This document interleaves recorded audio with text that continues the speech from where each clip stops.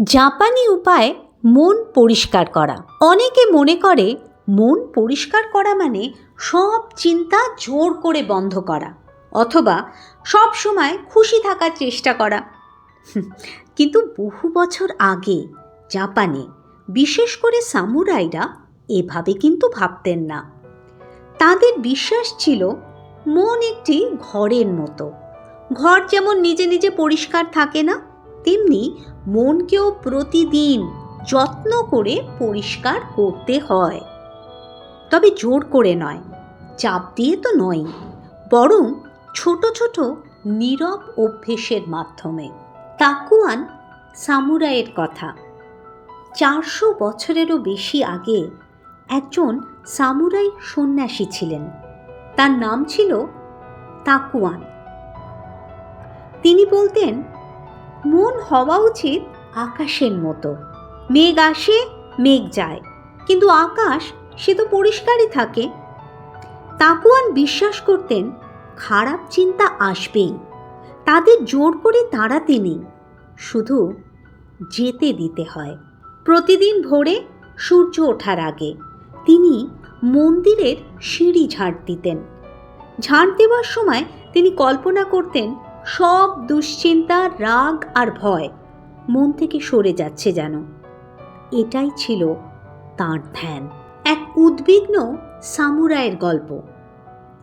18 শতকে একজন সামুরাই ছিলেন, আরাকি নোবুমাসা। তিনি সাহসী ছিলেন, বুদ্ধিমানও ছিলেন, কিন্তু দোষের বিষয়ে খুব বেশি চিন্তায় ভুগতেন।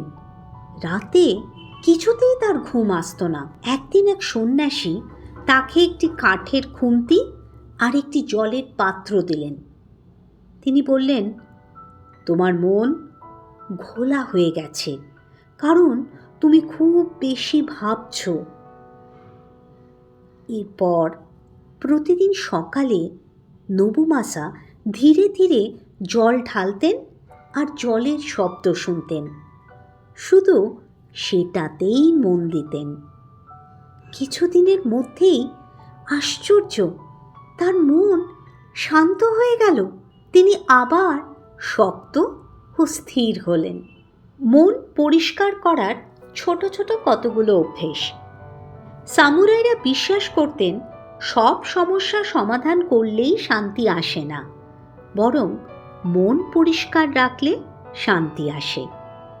তাই তারা ছোট ছোট অভ্যেস করতেন, যেমন লেখা শুরু করার আগে ধীরে ধীরে হাত ধুতেন। শরীর পরিষ্কার করার জন্য নয়, মন পরিষ্কার রাখার জন্য। চেষ্টা করে দেখতে পারো, পড়তে বসার আগে আস্তে করে নিজের হাত ধো। একটি মোমবাতি জ্বালিয়ে 2 মিনিট আগে চুপচাপ বসো। এই ছোট কাজগুলোই তোমার মস্তিষ্ককে বলে দেবে, আমি শান্ত। বড় পরিষ্কার। সামুরাইরা প্রতি সপ্তাহে নিজেদের ঘর আর নিজেদের জিনিস পরিষ্কার করত, যুদ্ধের জন্য নয়, মনের শান্তির জন্য। তুমিও পারো। ব্যাগটা গুছিয়ে রাখো, কাপটা ধুয়ে রাখো, টেবিলটা মুছে ফেলো। এবার বলি একটি মাত্র শ্বাসের শক্তির কথা, শুনলে অবাক হয়ে যাবে। একজন বিখ্যাত সামুরাই ছিলেন ইয়াগিও মুনেনোরি। তিনি একটি অভ্যেস করতেন, সেটি হলো একটি বিরতি। রাগ বা ভয় এলে তিনি একবার গভীর শ্বাস নিতেন। এই একটি শ্বাস তাকে আবার শান্ত করত। চেষ্টা করে দেখলে পারো। কথা বলার আগে থামো, রাগ দেখানোর আগে থামো, জোরে একটি শ্বাস নাও, দেখবে অনেক চিন্তা পরিষ্কার হয়ে গেছে। পরিষ্কার ঘর, পরিষ্কার মন। জাপানিরা বিশ্বাস করে পরিষ্কার শরীরের সঙ্গে পরিষ্কার মনও দরকার। তাই তারা ঘর সবসময় গোছানো রাখত। তুমি ছোট থেকে শুরু করতে পারো। একটা টেবিল পরিষ্কার করো, অগোছালো ড্রয়ারটা একটু গুছিয়ে রাখো। অপ্রয়োজনীয় জিনিস সরালে দেখবে মনটাও হালকা হয়ে যাচ্ছে। লেখা আর নীরবতা। সামুরাইরা কালি দিয়ে ছবি আঁকত, একবার তুলি চালালে আর মুছত না। এতে তারা শিখত বর্তমান মুহূর্তে থাকা। তুমিও পারো। প্রতিদিন সকালে একটি সত্য কথা লেখো, ভালো মন্দ কিচ্ছু বিচার করো না। সামুরাইরা নীরবতাও চর্চা করত।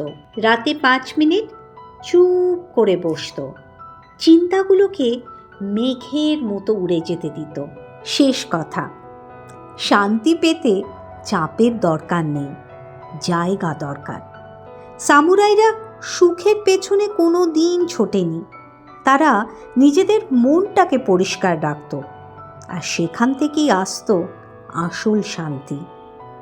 মনকে তো ঠিক করতে হয় না, মনকে শুধু জায়গা দিতে হয়।